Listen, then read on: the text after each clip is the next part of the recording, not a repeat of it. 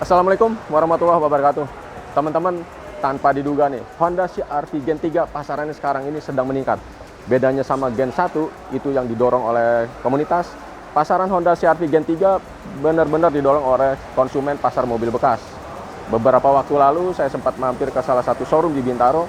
Di sana mereka stok sampai 4 unit CR-V Gen 3. Alasannya sederhana, permintaannya lagi tinggi.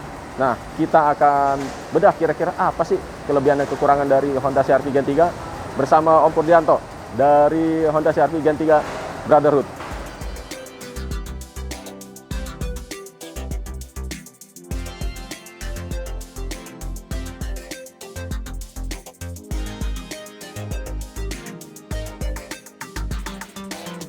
Halo Om Pur. Halo, Om. Om, ini Honda CR-V Gen 3 bikin berita nih Om. Iya. Pasarannya emang lagi naik. Iya. Jadi betul. bukan sekedar isu, tapi saya juga sempat ke dealer, sempat tahu pasaran Gen 3 nih naik. Iya, betul. Kira-kira kenapa nih ya?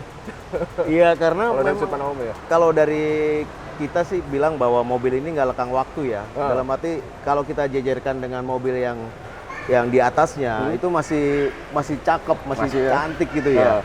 Masih layak lah untuk kita piara ataupun kita miliki untuk saat ini sih. Masih oke lah. Iya. Gitu secara model ya, Nggak secara model. Gitu Nggak aja kalah sih. keren ya? Nggak kalah keren. Jadi Betul. walaupun ada Gen 4, ada CR-V Turbo, ini justru kelihatannya tetap menarik lah. Tetap menarik, Iya. betul. Iya. Iya. Sebenarnya apa sih daya tarik, kalau dibilang model, apa sih daya tariknya CR-V Gen 3 ini? Ya, kalau dibilang model daya tariknya ya, secara kalau model sekarang kan lekukannya nggak kotak mengotak ya. Ya. Kalau ini ya contohnya, ini lekukannya dia masih membulat sesuai dengan mobil zaman sekarang gitu kan, membulat. Dan ini masih ada di sini. Masih Dan ada. secara tampilan body, saya pikir nggak bosan kan ya untuk desainnya ini, yang Gen 3 ini. Iya. Iya. Padahal harganya sempat ya umum ya, sama aja kayak Grand Vitara 24 Iya, betul, sama betul. X-Trail. Betul. Tapi belakangan ini malah melejit Om. Betul sekali. Masih enak Om. Masih enak Masih ya? enak dengan umur yang paling tua itu 2007 ya. 2007, ha? 2007 dan sekarang yang generasi terakhir itu yang Gen 3 itu 2012. Iya. Ya 2007 pun masih enak. Masih banyak yang punya gitu kan. Jadi ini ya. Seperti itu. Dan dengar-dengar 2007 pun pasarannya ya dulu kan udah di bawah 100 gitu. Iya, mulai naik lagi. Kalau 2000 cc itu masih di angka 100 ya. Iya. Dengan lihat kondisi, lihat kondisi. 2400 itu ya 115 atau 110 gitu ya, kira-kira seperti itu ya. Padahal di kompetitor yang sama harganya yang udah sama. 70 80. Betul. Dengan kenyamanan yang masih bagus ya. Bagus ya. Iya, betul. Dan ini nggak didorong oleh komunitas, beda sama Gen 1 ya. Iya. Kalau Gen 1 kan betul. ada Trend Alto, bikin Iya, semi off-road, iya, ban betul, pacul gitu. betul. Kalau ini pure dari market tiba-tiba, berarti emang kekuatan brand ya? Kekuatan brandnya. Atau kekuatan ya modelnya sih. Benar. Kalau kita ditanya kan misalnya mobilmu apa? CR-V. Oh, wah, masih tampak wah gitu kan ya. Seperti itu. Iya. Dia brand image-nya melekat. Dia pakai apa? CR-V. Wah. Wah, Wah, seperti itu. berarti emang brand itu membuat orang bangga Bangga, Gitu. betul. gitu ya. Jadi walaupun udah berapa tahun nih lewat ya, dari Iya. 2012 sampai 10 tahun ya. 10 tahun. Udah ke belakang, ini pasarannya masih Betul. luar Di samping spare part-nya juga melimpah, Om. biasa. Oh gitu ya? Spare part-nya melimpah. Berarti ini bagian dari kelebihannya nih. Bagian kelebihannya. Apalagi Om, spare part melimpah Om. Ya, spare part melimpah, terus dari daya tahannya, istilahnya buat perkotaan ataupun kita naik ke gunung, puncak itu masih oke, Gitu ya? masih oke, Oke. ya kan. Secara tampilan masih oke. Tadi dibilang untuk operasional harian daily juga oke, untuk touring ataupun untuk kita main-main di lumpur masih oke gitu Oke. kan. Meskipun tidak seoke yang generasi 2 atau 1 yang lebih glance-nya lebih tinggi ya. Oh, iya. Ini kan sepertinya yang kalau ini standar, Hah? standar ini kan lebih rendah rendah, ya? daripada Gen 1, Gen 2. Ah, Tapi saya rasa masih oke. Masih oke Masih ya? oke. gagahnya masih dapat. Masih untuk gagahnya SUV-nya. mendapat ya. Mau harian oke, mau untuk hobi juga oke. Apalagi Om, kelebihannya Om? Iya, dari kelebihannya itu saya berpikir dari Interiornya juga? interiornya. Iya. Secara interiornya material yang dipakai yang generasi ketiga ini bagus Om. Bagus ya? Bagus Om. Dan compact design. Iya. Compact design dan posisi duduknya juga enak sekali gitu kan ya. Oke, ya. Seperti itu. Dan posisi yang di tengah itu sangat-sangat masih luas dengan ya? posisi tinggi misalnya orang 170 masih oke. Iya. Masih oke. Jadi kalau ini emang interiornya tuh feelingnya lega ya? Feelingnya lega. Kalau yang 2 generasi ke belakang itu kayak sedan banget ya? Iya, Jadi walaupun iya. mungkin sama atau mungkin lebih besar di mainnya, tapi feelingnya tuh beda ya? Feelingnya beda. Ini kayak mobil masih, ya dulu lah konsepnya lega gitu. Iya, betul. Iya. Nah kebetulan dapat info lagi nih dari showroom sebenarnya. Jadi dicari itu yang penting kulitnya asli. Iya. Jadi saya dapat info kulitnya asli. Walaupun udah jelek pecah-pecah nggak apa-apa, yang penting kulitnya Iya, asli. betul. Nggak diganti, nggak diretrin kayak gitu. Saya nggak paham juga nih konsumen arahnya ke situ ya tiba-tiba. Iya. Kalau menurut kamu gimana nih interior? Lebih pilih orisinil apa ya? So-so lah sama kulitnya kalau diretrin apa diganti? Orisinalnya Honda CR-V Gen 3 ini sangat bagus menurut saya. Dari sisi kulitnya. Kulitnya itu memang kalau orang bilang showroom, wah yang penting asli. Karena kulitnya beda, Om. Kulitnya asli dan bagus kualitasnya. Iya kan? Jadi ada orang bilang, oh yang penting kulitnya masih asli, nggak ganti gitu kan, seperti itu. Jadi itu salah satu selling point juga Selling point juga. Karena kulitnya bukan sekedar, ya oke kulit tapi tipis. Iya, apa, iya. Ini benar-benar kulitnya bagus, Om. Kualitasnya bagus. Bagus. Ya? Oke.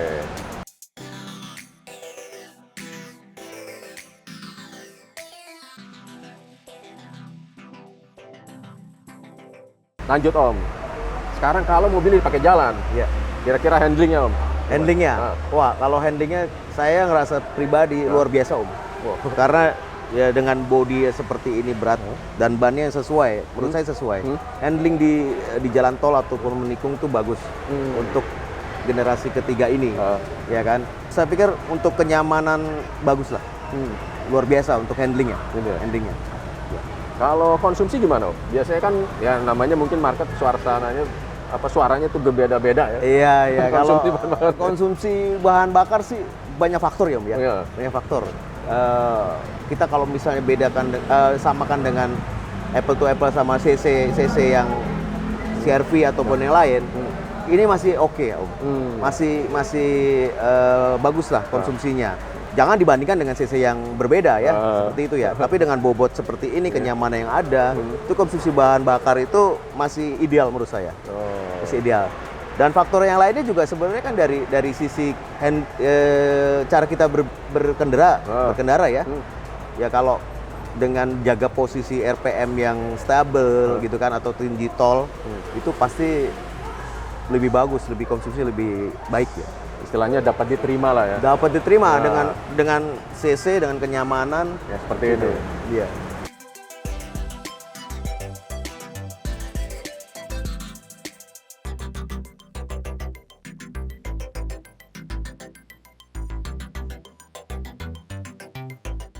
Lanjut Om ke perawatan. Oke. Nah ini kita kalau konsumen mobil bekas, beli mobil kelas 2000, 2400 ini rasanya udah mikir dulu nih. Terus sebenarnya kalau dari perawatan gimana Om? Kalau perawatan sih gampang ya, karena dia kan kalau Matic itu Matic konvensional ya. Secara kalau akselerasinya pasti lebih bagus dibandingkan dengan yang lainnya ya. Dan perawatannya asal dia ganti oli ataupun servis rutin itu bagus Om. Ya jadi perawatan saya rasa nggak susah untuk ngerawat mobil setua ini sih. Karena kebetulan Matic-nya konvensional, durabilitasnya juga lebih baik, jadi nggak begitu mengkhawatirkan. Nggak khawatirkan. Tapi kalau ngomong jajan, apa aja Om biasanya Om? Jajan. Ya. Jajan karena ini bodinya besar, dan bannya juga besar, ya itu pasti di kaki-kaki lah. Kaki-kaki. Tergantung dia pemakainya. Daily use di perkotaan mungkin jarang ya. Kalau dia perkotaan, pedesaan itu biasanya banyak di kaki, di kaki. Dengan velg yang standar ya. Kecuali kalau udah velgnya 20 itu mah udah pasti udah harus siap-siap jajan gitu ya kaki-kaki. Ya spare part masih banyak untuk kaki-kaki dan mungkin secara kaki-kaki kalau kita bisa ori itu akan lebih tahan lama. Gitu kan. Karena banyak di market spare part ini memang melimpah, tapi banyak yang bukan ori gitu kan. Aftermarket ya. Aftermarket. Dan Honda itu menurut saya sih agak kejam juga ke aftermarket ya. Iya, Maunya tuh kadang-kadang kalau ori udah jelas lebih enak gitu. jelas lebih enak. Benar. Udah lebih benar gitu. Lebih benar. Oke.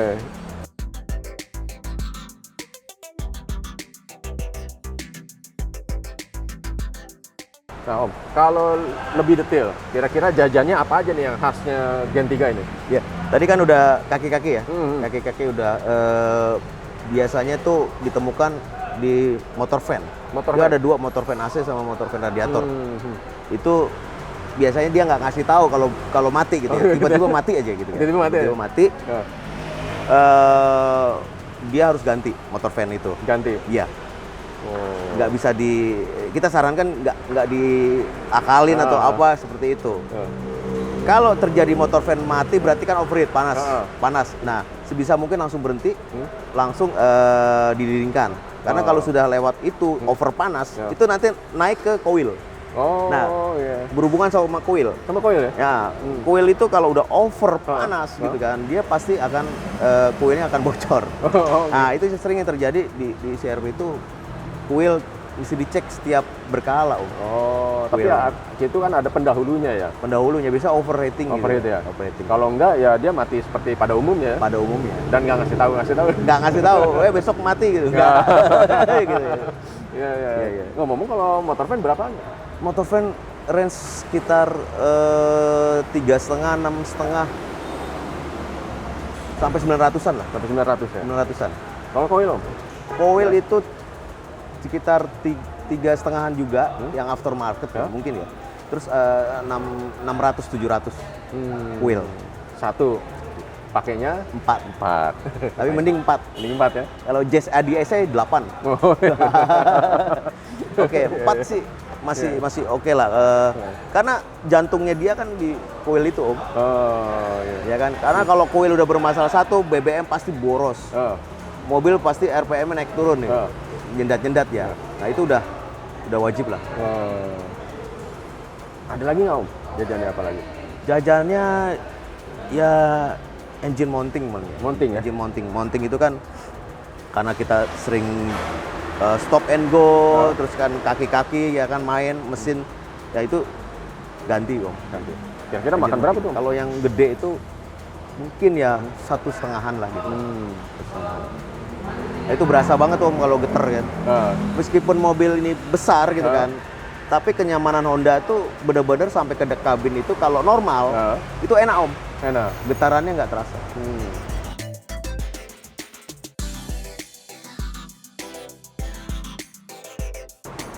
Ada lagi? Iya, mungkin satu lagi aki ya. Aki? Aki. Karena zaman sekarang saya nggak tahu memang aki ataupun kualitas atau bagaimana. Tapi rata-rata di angka 1,5 tahun itu aki ada bermasalah. Oh. Ya kan nggak bisa starter. Ya. Kalau saya lihat adalah engine-nya bayinya CR-V ini kan memang rapet Om.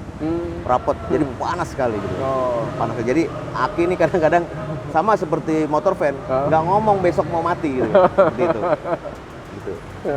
Gitu ya, tahu-tahu ini. Tapi rata-rata aki ya? Rata-rata aki.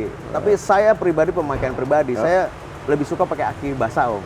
Oh gitu? Ya, meskipun kita agak repot setiap bulan ataupun apa cek air ketinggian, tapi itu lebih awet. Oh. Saya mengalami rata-rata 2 sampai 3 tahun. Oh gitu? Iya, cuman repot Om. Oh. Repot harus cek gitu kan. Seperti itu. Ternyata- Sepanjang pengalaman saya. Gitu ya. Ternyata cara zaman dulu masih ampuh juga tuh ya? Masih ampuh. Memperpanjang. Mungkin dingin kali Kak, ada airnya Kali gitu ya. kan, terus diisi gitu kan. Mungkin ya.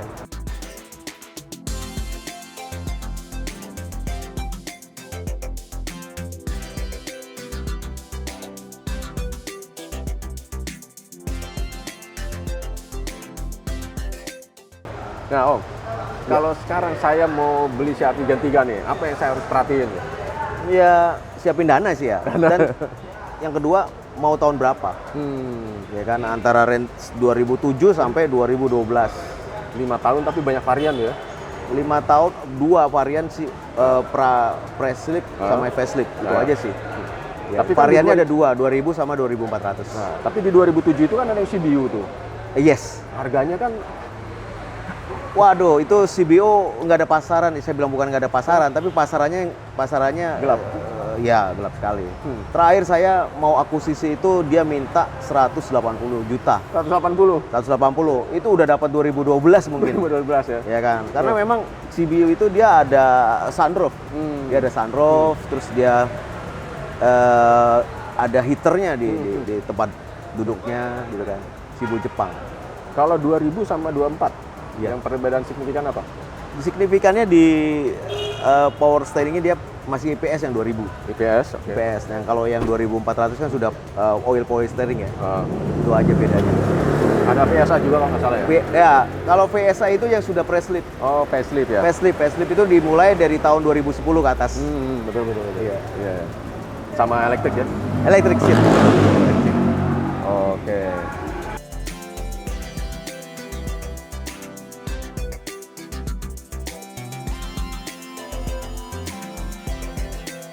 Ada lagi Om? Ya. Apa? Pastikan di dashboard itu indikator pas jalan itu tidak ada yang menyala. Rata-rata di umur-umur CR-V itu dia airbag Indikatornya? indikator nyala. Padahal nggak ada masalah sebenarnya sama indikator ya? Padahal nggak ada masalah. Itu umur. Umur ya? Umur. Tapi lumayan ya? Ya, lumayan Om. Lumayan Berapa? sekali. 4 jutaan kali ya. 4 juta? Gitu-gitu. Airbag. Pernah ngalamin? Kebetulan saya di unit yang lama ada. Ada? Iya. Waduh. Oh, itu pedih di mata sih. Pedih mata. Pedih di mata, tapi pedih juga di dompet nanti. Padahal nggak ngapa-ngapain tuh ya? Iya. Iya. Memang itu penting Om. Sebisa mungkin kalau punya uang memang diganti. Mendingan diganti.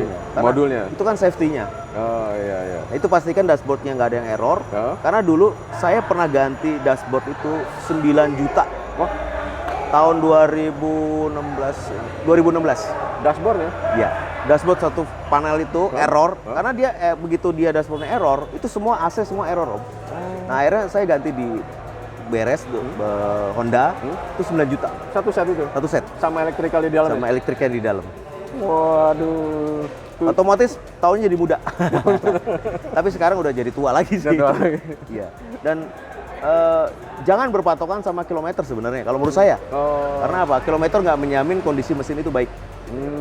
Kalau dia meskipun kilometer udah lebih dari 100.000, 150.000, kalau dia rutin ganti ori 5.000, per 5.000 ganti oli-oli semuanya, itu lebih better daripada yang 80.000 ataupun 50.000 tapi dia diemin aja di rumah. Gitu ya? Gitu. Jadi jangan selalu berpatokan, oh ini kilometer rendah. Mungkin secara tampilan ataupun interior kilometer rendah pasti lebih bagus ya. Tapi kalau untuk urusan mesin sih saya pikir kilometer nggak jamin. Itu aja sih. Nah, ngomong-ngomong berarti kalau indikator nyala-nyala kita tutupin aja. Tutupin aja pakai isolasi itu kan. Beberapa teman-teman gitu kan. Aduh, mata saya pedih kalau melihat itu kan. Iya. Karena kita selalu pandang ya. Iya. Nanti aja udah dicabutnya kalau udah mau jajan gitu. Betul.